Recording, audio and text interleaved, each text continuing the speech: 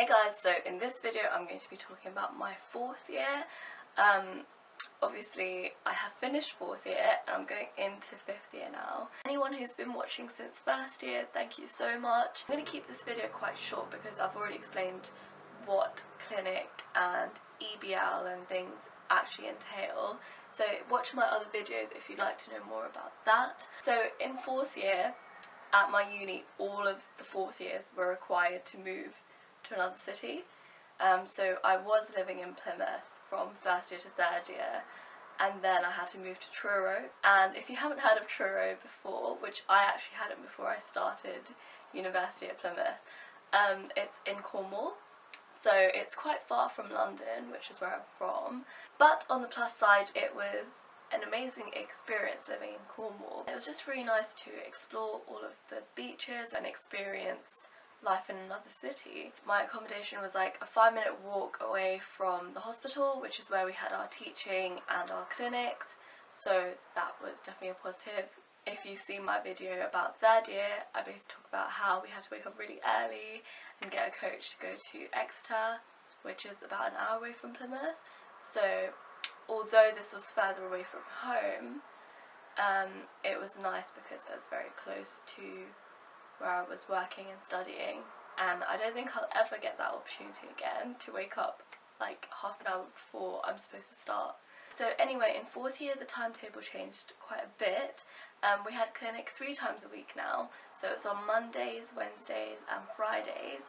The patients we saw were still the same. I think I saw usually on average about 2 patients a session, so I would be either nursing or being a dentist in the morning, and then it would swap over in the afternoon, as I've explained before in my other videos. Just because I'm in 4th year, it didn't really improve my speed. I got more treatments done, but I didn't see more than 3 patients in a session. So then on Tuesdays and Thursdays we had the academic side, so it was like lectures, workshops, things like that. And in 4th year we were introduced to something new called day books. So before, you've heard me talk about EBL, which is inquiry-based learning. In 4th year we had day books, which is basically inquiry-based learning but with a more clinical aspect. We basically had 8 cases every day book, and we had to learn those cases and present them in our presentation day, daybook presentation day. It's hard to explain, but it was basically like EBL but on a bigger scale. So in terms of exams, 4th year was actually alright. We had ADK, which is Applied Dental Knowledge, which we also had in 3rd year, and I will have again in 5th year. And it's basically 3rd years, 4th years, 5th years take the same exam, but the more you progress throughout the years, so like 4th years are expected to do better than 3rd years, 5th years are expected to do better than 4th years and 3rd years. So that's how it kind of works as a progress test, and that was every term. And then assessment, so obviously we passed all of our practical capabilities in 3rd year. So we've basically been allowed to do whatever treatment we want on our patients, but we did have to pass certain assessments on patients. So basically this year it was extractions, perio and fillings. You basically have to get a patient that falls into the criteria of the marking scheme. So I think for extractions it was just like molar teeth that were allowed to be assessed. So I'd basically find a patient that needs a molar extraction, and then I would ask my supervisor if they could watch me do it and if they could grade me on how well I did. And basically, yeah, it's quite straightforward. They just either pass or fail you, and you can keep doing them until you pass or you fail the year.